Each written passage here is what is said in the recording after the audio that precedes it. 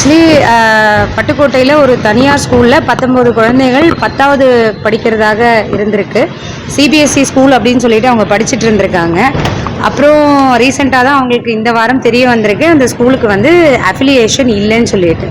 அவங்க அந்த ஸ்கூல் தரப்பில் வர அக்டோபர் NIOS திட்டத்தில் நீங்கள் அந்த சிலபஸில் நீங்கள் எக்ஸாம் எழுதிக்கலாம் அப்படின்னு சொல்லியிருக்காங்க.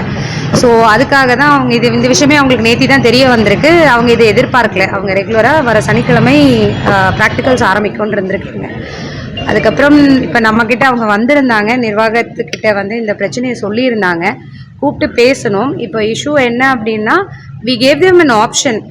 அரசு நம்மளோட சமச்சீர் கல்வி மூலமாக நடத்தக்கூடிய நம்மளோட ரெகுலர் எக்ஸாம்ஸ், ஸ்டேட் போர்டு எக்ஸாம்ஸில் இந்த குழந்தைகள் வந்து எழுதணுன்னா அந்த 19 குழந்தைகளுக்கு ஸ்பெஷல் ப்ரொவிஷனாக நம்ம வந்து செஞ்சு கொடுக்குறோம் அப்படின்னு சொல்லிட்டு மாண்புமிகு பள்ளிக்கல்வித்துறை அமைச்சர் சார்கிட்டையும் மதிப்பிற்குரிய பள்ளிக்கல்வித்துறை செயலாளர் சார்கிட்டையும் பேசிட்டு அந்த ஆப்ஷனை அந்த பேரண்ட்ஸ்க்கு கொடுத்தோம்.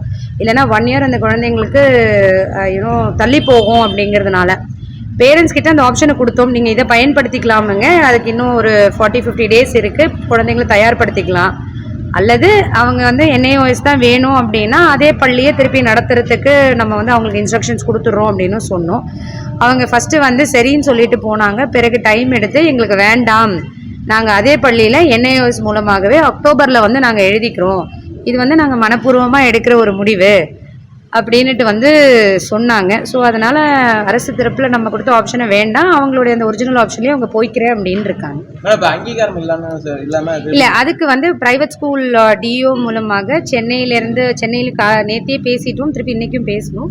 அங்கே வந்து அந்த ஸ்கூல் மேலே நடவடிக்கை எடுக்கிறதுக்கு வந்து பண்ணியாச்சு, ஆவணம் பண்ணியாச்சு, அதை எடுத்துருவோம். பிகாஸ் 8வதுலேயே அவங்க அங்கீகாரம் வாங்கிருந்தாங்க. இப்போ பேருக்கு மட்டும் இல்லை, இப்போ 9th படிக்கிறவங்களுக்கு பிரச்சனை இருக்கு. 9th படிக்கிறவங்க முதல்ல பிரச்சனை இல்லைங்க. அதுதான் நாங்கள் ஃபர்ஸ்ட் வந்து இப்போ ஷோகாஸ் கொடுத்து அவங்க என்ன பதில் கொடுக்குறாங்க அப்படின்ட்டு பார்க்கணும். அங்கே LKGலேருந்தே குழந்தைங்க இருக்கிறதா சொல்கிறாங்க. அண்ட் வந்த பேரண்ட்ஸும் டீச்சிங் பற்றி குறை சொல்லலை, அவங்களோட நடவடிக்கை எடுக்காதீங்கன்னு நம்மக்கிட்ட திரும்பி இப்படி சொல்லிட்டு போகிறாங்க. அது என்ன ஸ்கூல் பதில் சொல்கிறாங்க அப்படின்னு பார்க்கணும். பட் அஃபிலியேஷன் இல்லாமல் உண்மைக்கு புறம்பாக தகவல் கொடுத்து என்ரோல்மெண்ட் பண்ணுறது வந்து தவறு. அது கண்டிப்பாக அரசு தரப்பில் நம்ம நடவடிக்கை எடுப்போம். நன்றிங்க.